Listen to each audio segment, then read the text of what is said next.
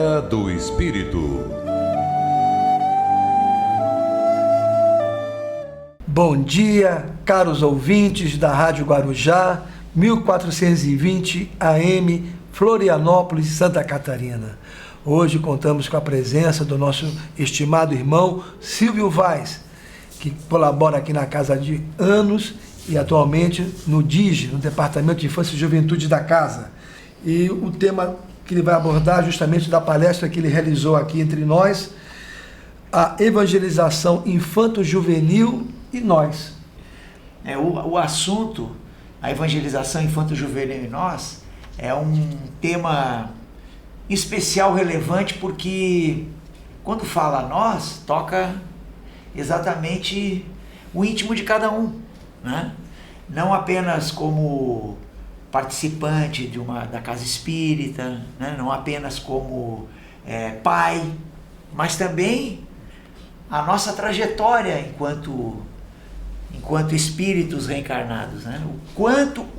De que maneira a evangelização infanto-juvenil impactou nas nossas vidas, nós como crianças, nós como jovens, de que maneira ela modificou os nossos objetivos, as nossas expectativas, os rumos do nosso cotidiano, porque muitas vezes nós ficamos pensando nas grandes mudanças que a doutrina espírita promove no nosso coração, na nossa mente, a mudança de conceitos, de foco na vida, mas às vezes nós escapamos de pensar no cotidiano, no dia a dia, o que é a doutrina espírita que foi embutida em nosso coração, como jovens, como crianças que participamos da evangelização.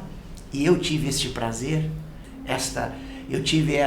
este privilégio de ser educado em uma família que normalmente dizem de berço espírita, né? Mas é uma figuração, obviamente, que como ela muda o nosso cotidiano, como é que a doutrina espírita muda o nosso dia a dia. E nesse sentido, eu tenho uma historinha que contada pelo falecido Juarez, meu pai, que ouviu do presidente da Federação Espírita do Rio Grande do Sul, que é referente a uma passagem de vida real mesmo do antigo presidente também, gaúcho, já falecido, em que ele diz que uma manhã de domingo ele acordou, porque antigamente, em alguns centros espíritas ainda é assim, né? A evangelização é domingo cedo, né? 8h30, e eu me recordo quando eu comecei a participar da evangelização como criança ainda, no centro espírita, era domingo de manhã. E ele narra que estava aquela manhã de inverno, aquela manhã nublada, chovendo, com aquele vento minuano no Rio Grande do Sul, né? Aquele vento que é o vento sul aqui de Florianópolis, aquele vento minuano batendo, gelado, aquela chuvinha atravessada, e ele embaixo das cobertas no inverno rio-grandense, ele decidiu não ir, porque achava que não ia ter criança. O presidente da federação, ele era evangelizador de crianças no centro espírita, e ele pensou, não vai ninguém. Só que no ímpeto ele levantou da cama, saiu debaixo das cobertas e foi evangelizar. Chegando ao longe, assim, na calçada, logo na esquina, ele tinha uma soleira no centro espírita, assim, que era um degrauzinho antes da porta. Ele viu que não tinha ninguém. Aí ele falou, viu, eu sabia que não ia ter ninguém. Aí ele foi se aproximando da casa e ele viu 2 pezinhos, só a pontinha, 2 pezinhos, naquela soleira. E ele já sentiu. Se aproximou, era uma criança. Uma criança. Ele agradeceu por ter tido o impulso de levantar e ir à casa, mas a visão mais bela que se desdobrou foi ao longo da evangelização, ao longo do desenrolar da lição, em que ele vê a criança trabalhando, ele passou a atividade para a criança e ele vê acima dela um espírito de luz, agradecendo por ele ter levado à frente a iniciativa de abrir a casa e educar aquela criança sozinha. E eu fico refletindo um pouquinho sobre essa passagem,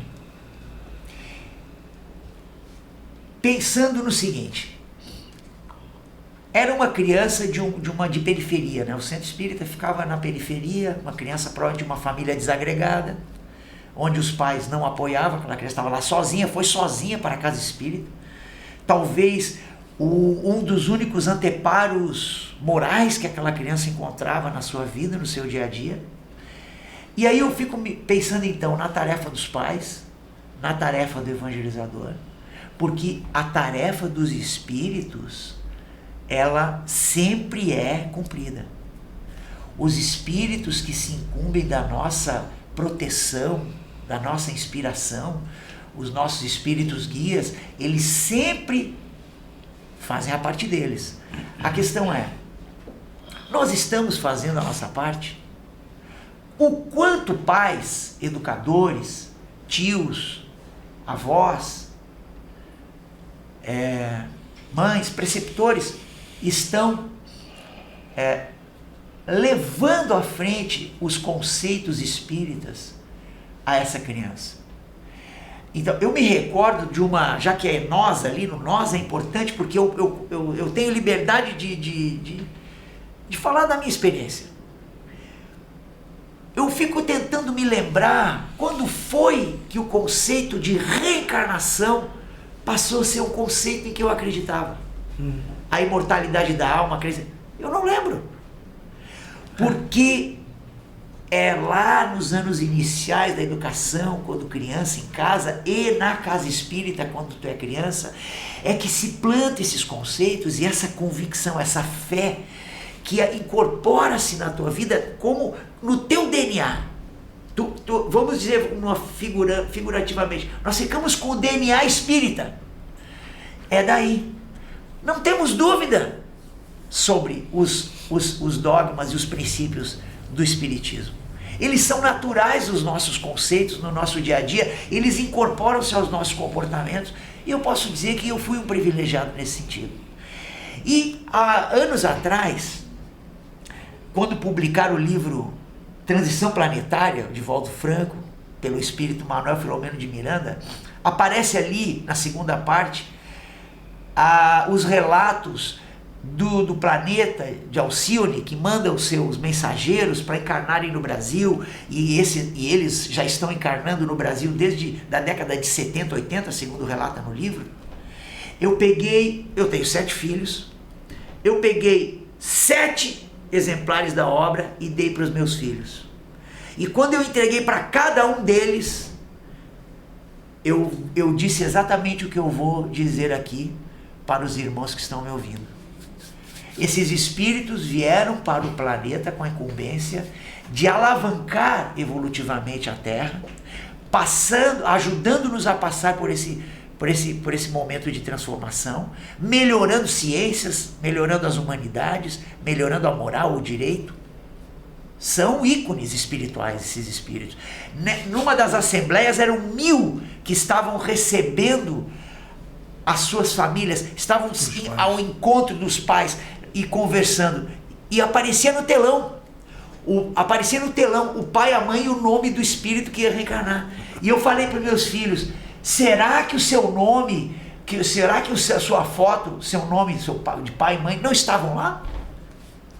Silvio, obrigado pelas suas palavras. Me fez lembrar que ontem eu sonhei com minha primeira evangelizadora e mandei uma mensagem para ela de agradecimento das aulas de moral cristã, a irmã Rosa, que o marido dela fez a passagem agora há pouco tempo. Eu sonhei com ela e agradeço profundamente aquelas lições de aula de moral cristã. Muita paz a todos e até a próxima semana. Na Era do Espírito.